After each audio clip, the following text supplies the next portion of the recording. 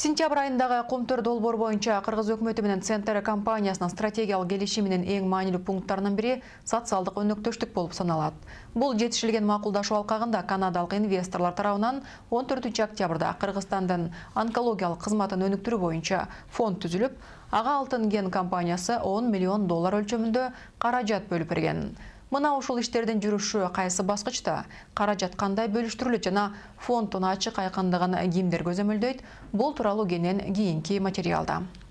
Мындай фонд түзүүнүн актуалдуулугу жана маанисин айтпаса да түшүнүктүү. Анткени азыркы күндө жалпы өлкөбүз боюнча 25 миңден ашык онкологиялык оорулуулар бар. Ал эми фонддо саламаттыкты сактоо министрлигинин буйругу менен бекитилген байкоочу кеңеш түзүлгөн. Анын мүчөлөрү уюмдун ишмердүүлүгүн көзөмөлдөп, атайын жабдыктарды сатып алууда кайдан жана кайсы баада экендигине биргеликте чечим чыгарышат. Буга атап айтканда ыраттуу тездеткич аппараты дагы кирет. Анын онкологиялык оорулууларга жасаган нур терапиясындай бүгүнкү күндө башка бир дагы эң натыйжалуу усулу жок.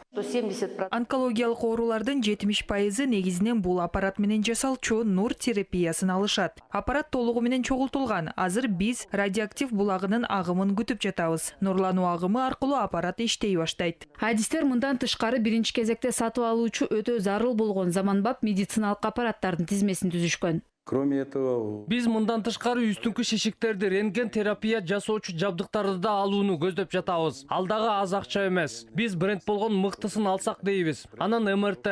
Бизде онкологиялык борбордо жада калса магниттик, резонанстык томография дагы жок.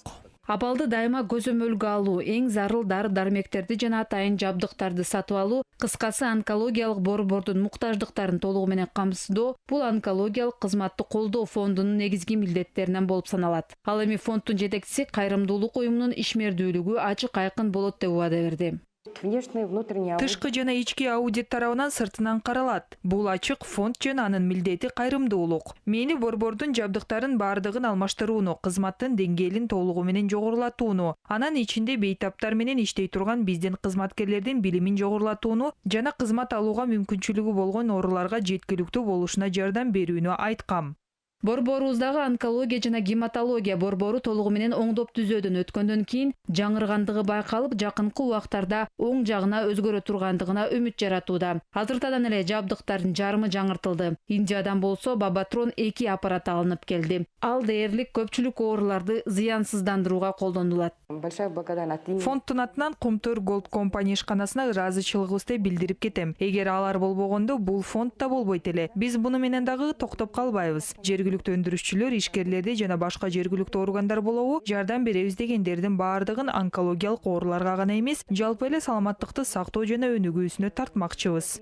Саламаттыкты сактоонун эң оор жактарын, айрыкча онкология тармагын оң жолго салуу саламаттыкты сактоо министрлигинин эң башкы милдеттеринин бири болуп саналат. Өтө маанилүү, көптөгөн маселелер жогорку кеңеште чечилүүдө. Анда калкка онкологиялык жардам көрсөтүү жөнүндө мыйзамына өзгөртүүлөрдү жана толуктоолорду киргизүү боюнча экинчи угуу болуп өттү. Ал эми жакында Бишкекте ыраттуу тездеткич аппаратынын алынгандыгы тууралуу кабарын уккан дарыгерлер кубанычтары койнуна батпай тургандыгын жашырышкан жери жок.